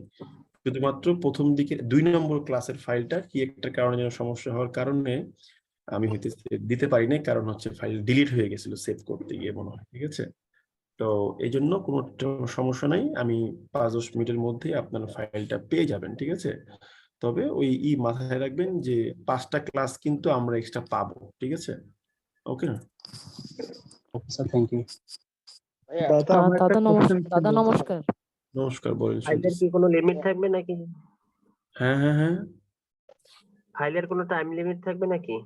আমি একটু আগে কি বললাম না, ফাইলের কোনো টাইম লিমিট নেই, এগুলো ফেসবুক যতদিন রাখে। ফেসবুকের তো ভাই মনে করেন আগা মাথা নাই, ঠিক আছে? এই দ্বারা ফাইল ডিলিট করে দেয়, এই করে দেয়, এই সেই করে দেয়, এদের কোনো আগা মাথা নাই, ঠিক আছে? এদের অ্যালগরিদম কখন কোন বেসিসে কাজ করে আমি মধ্যে মধ্যে নিজেই বুঝি না। তো আমি সবকিছু দিয়ে রাখবো ভাই, আপনারা কেন টাইম লিমিটের জন্য ওয়েট করবেন? দেওয়ার সঙ্গে সঙ্গে ওটা সঙ্গে সঙ্গে করে ফেলবেন, কাজ করে ফেলবেন, ঠিক আছে? যে আমি গুছিয়ে রাখি, আমি ডাউনলোড না করে বসে থাকলে কি আমার হবে? আমি গুছিয়ে রাখি, তারপরে হচ্ছে আমি আমার মতো করে আমি পড়বো, ঠিক আছে? এটা ভালো বুদ্ধি না তাহলে ভাই, বলেন। দাদা নমস্কার। নমস্কার, বলেন, শুনতে। দাদা আমার একটা কথা ছিল। হ্যাঁ বলেন। দাদা আপনি যেটা ভিডিওটা ফেসবুকে দেন, দাদা আপনার পক্ষ থেকে ওটা ঠিক ক্লিয়ার, বাট দাদা এখান থেকে তো আমি ক্লিয়ারটা দেখতে পাচ্ছি না। একটা গুগল ড্রাইভের লিংক দিবেন বলেছিলেন, এটা একটু দাদা ওটা কেমন? এটা অনেকে বলেন যে ক্লিয়ার পাচ্ছেন না, অনেকে বলেন ক্লিয়ার পাচ্ছেন। যদি আমার দিক ফাইলের সাইজ উল্টাপাল্টা হয় তাহলে সবার কমপ্লেন থাকবে যে ক্লিয়ার পাচ্ছি না, ঠিক আছে? তার মানে সমস্যাটা হচ্ছে আপনার দিক থেকে। এটা বুঝতে পেরেছেন বিষয়টা? মনে করেন আমি ক্লাস নিচ্ছি, তো জি দাদা আমার কথা ক্লিয়ারলি শুনতে না পান, ঠিক আছে? আমি যদি আমার দিক থেকে সমস্যা হয় তাহলে সবাই শুনতে পারবেন, আর যদি আপনার দিক থেকে সমস্যা হয় তাহলে আপনি একা শুনতে পারবেন না, ঠিক আছে? তো যেহেতু কয়েকজন বলছেন যে ফাইল দেখতে পাচ্ছেন না, হয়তো আপনাদের কোনো সেটিং এর ইস্যুস কারণে আপনি দেখতে পাচ্ছেন না। আমি কিন্তু একেবারে ট্রান্সপারেন্ট ফাইলটাই দিচ্ছি, মানে সবচেয়ে বেস্ট ফাইলটাকে আমরা দেই রিসাইজ করে, ঠিক আছে? গুগল ড্রাইভে আমি যেটা একটা কথা বলছেন। বলতে চাই দাদা এই ভিডিও নিয়ে। বলেন। আসলে ফেসবুকে কোনো ভিডিও আপলোড দেওয়ার সাথে সাথে ওইটা আমরা ওই 720 বা 1080p এটা দেখতে পাই না। একটু টাইমের সাথে সাথে এটা হচ্ছে রেজোলিউশনটা বাড়ে। তো একটু টাইম একটু আপলোড করার একটু বেশ কিছুক্ষণ পরে দেখলে এটা এমনিতেই মনে হয় ঠিক হবে। হ্যাঁ তো এটা একটা বিষয়। একটা বিষয় হচ্ছে এই ড্রাইভের লিঙ্ক যেটা বলেছেন, এই যে আজকে যেমন 6 নাম্বার ক্লাস হয়ে গেল, ঠিক আছে? আমি উইকেন্ডে বসে সবগুলো ফাইলকে আপলোড করে দিয়ে দেবো। আমাদের প্রত্যেকটা ব্যাচের এরকম ফাইল করা থাকে, যেমন আমি আপনাকে দেখাই, দাঁড়ান, ঠিক আছে? দেখেন আমাদের নামে আপনারা অনেক কমপ্লেন শুনবেন, এই কমপ্লেন সেই কমপ্লেন, ঠিক আছে? বিষয়টা হচ্ছে গিয়ে কি, মানে আমাদের এই ক্লাসগুলোতে গিয়ে হয় কি জানেন, মানে কিছু সমস্যা থাকে, এটা আমরা নিজেরা স্বীকার করি, এটা আমরা না করতেছি না, কিন্তু আমরা সবকিছু দিয়ে দিই। যেমন আমি একটা জিনিস দেখাই, দেখেন একদম জাস্ট একটু স্ক্রিনটা আমি শেয়ার করে দেখাই, একটা বার দেখেন। ওকে, এই যে দেখেন স্ক্রিনে দেখেন, আমি একদম 1 থেকে 40 পর্যন্ত সকল ক্লাস দেখতে পাচ্ছেন আপনারা? না দাদা, হ্যাঁ দাদা এখন পাচ্ছি। হ্যাঁ পাচ্ছি। দেখছেন? তার মানে 1 থেকে 40 পর্যন্ত প্রত্যেকটা ক্লাস দিয়ে দিচ্ছে, একটু আগে পরে হয়, ঠিক আছে? বাট আমরা দিয়ে দিই সব ক্লাস, কোনো ক্লাস আমরা অফ রাখি না, ঠিক আছে? সো এই বিষয় নিয়ে টেনশন কোনো কারণ নেই, ঠিক আছে? আমি ড্রাইভে সবগুলো ক্লাস উঠিয়ে দিয়ে একটা লিংক দেবো, এক লিংকে আপনি সব পেয়ে যাবেন, ঠিক আছে? দাদা আমার একটা প্রশ্ন ছিল দাদা। কি প্রশ্ন ছিল বলেন। দাদা আজকে লেখার সময় আপনি বেইল আউট লিখে মাঝে একটা আপনার এই এন্ডাসের মতো দিলেন, এবার হাইফেনেটেড করেছি, হাইফেনেটেড করেছি। দাদা এই তারপরে আপনার ডেইলি স্টারে যখন গেলাম তখন দেখলাম কস্ট অফ লিভিং, কস্টের পরও হাইফেন, অফের পরও হাইফেন, এই ব্যাপারটা কেমন দাদা? এই বিষয়টা 15 থেকে 20 মিনিট ডিসকাশনের বিষয়, যে হাইফেনেটেড করলে কি মিনিং হয় আর হাইফেনেটেড না করলে কি মিনিং হয় এটা দেখানো যায়, সময় নিয়েছে যেহেতু বলছেন দেখাই, দেখেন ঠিক আছে। এগুলা কিন্তু খুব সেন্সিটিভ বিষয়, এগুলা কখনো কারোর সাথে শেয়ার করবেন, লুকায় রাখবেন, ঠিক আছে। এগুলো সবাইকে শিখাই দিলে সমস্যা আছে। ওকে, আপনি যদি আমাকে টপিকে থেকে আচ্ছা, ঠিক প্রশ্ন আছে করেন দাদা। আমি আপনার সকল প্রশ্নের অ্যান্সার দিব, কিন্তু টপিকের বাইরে গেলে কিন্তু দিব না। যেমন আপনি টেকনিক্যাল ব্যাপার ধরতে পারছেন, আমি চাই আপনি টেকনিক্যাল ব্যাপারগুলো ধরতে পারেন। এন্ড টেকনিক্যাল ব্যাপার ধরতে গেলে আপনার এরকম প্রশ্ন করেন না যে ভাইয়া ফাউন্ডের এফটা এবং মাথা বেঁকা ডাইন দিকে কেন হইলো, বাম দিকে হইতে পারতো, এরকম প্রশ্ন আমার করেন না, ঠিক আছে। না দেখেন একটা গুড না কোশ্চেন, দাদা। আসলে হাইফেনেটেড করলে কি হয় এই বিষয়গুলো বুঝতে হবে আমাদেরকে, ঠিক আছে। ধরেন আমি লিখলাম যে অ্যান ইফেক্টিভ ভ্যাকসিন পলিসি, তো আসলে বলেন দেখি এখানে আসলে আমাদের হাইফেনেটেড কোথায় করতে হবে, বুদ্ধি করে বলেন দেখি, কেউ পারেন কিনা।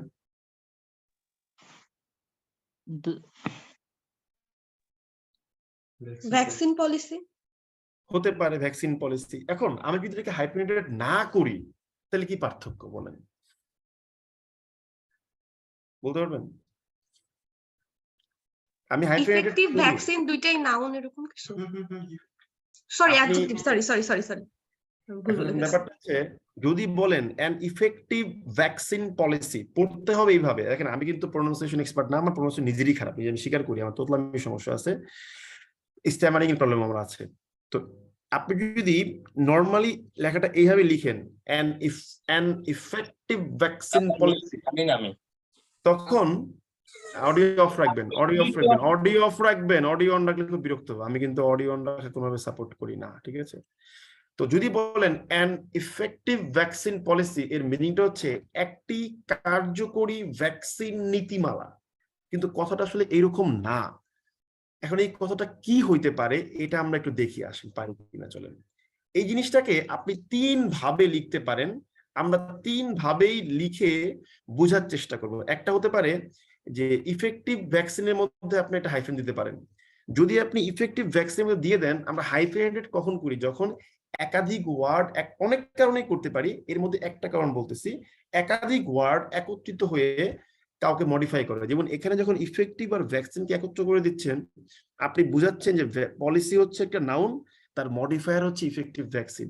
কারণ আপনি বলেন ভাই নীতিমালা কখন ইফেক্টিভ ভ্যাকসিন হইতে পারে? পারে না দাদা পারে না। তো যদি আপনি হাইফেনেটেড করেন, এর মিনিংটা হচ্ছে যে একটা নীতিমালা যেটা কিনা কার্যকরী ভ্যাকসিন, এটা কখনো হইতে পারে না, ঠিক আছে। যেটা হইতে পারে সেটা হচ্ছে একটা ভ্যাকসিন নীতিমালা যেটা কিনা কার্যকরী, তাই ভ্যাকসিন পলিসির মধ্যে হাইফেনেটেড করতে হবে। তো তিনটার মিনিং কিন্তু 3 রকম। প্রথমটা যেখানে কোনো হাইফেন নাই, এর অর্থ হচ্ছে একটি কার্যকরী ভ্যাকসিন নীতিমালা। আর যেটা ইফেক্টিভ ভ্যাকসিনের মধ্যে হাইফেন, তার মিনিংটা হচ্ছে একটি কার্যকরী ভ্যাকসিন, একত্রে বলতে হবে একটি কার্যকরী ভ্যাকসিন নীতিমালা। এটা ভুল, শুদ্ধটা কি হবে? একটি কার্যকরী ভ্যাকসিন নীতিমালা। বুঝতে পারলেন ব্যাপারটা তাহলে? জি দাদা বুঝতে পারছি।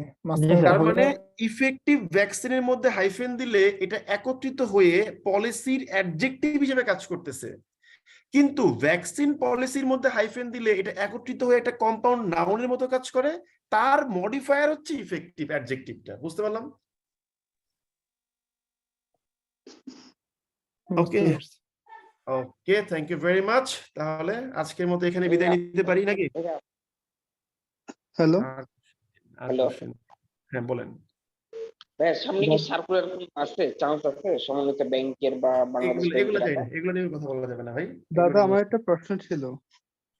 আজকে আর প্রশ্ন দাদা নেই। এই কস্ট অফ লিভিং,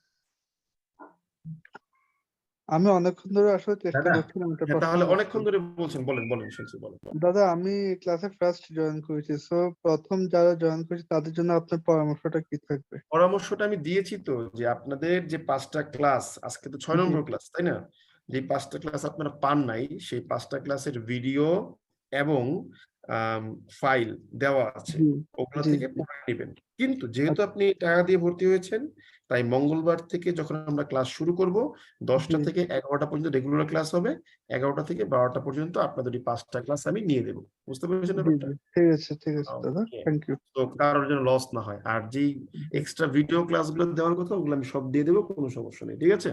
ওকে দাদা, থ্যাংক ইউ। ওকে, তাহলে আল্লাহ হাফেজ এন্ড নমস্কার, গুড নাইট। সো আপনারা সবাই এখন ওই আমার হোমওয়ার্ক সাবমিট করা শুরু করেন। Bye bye.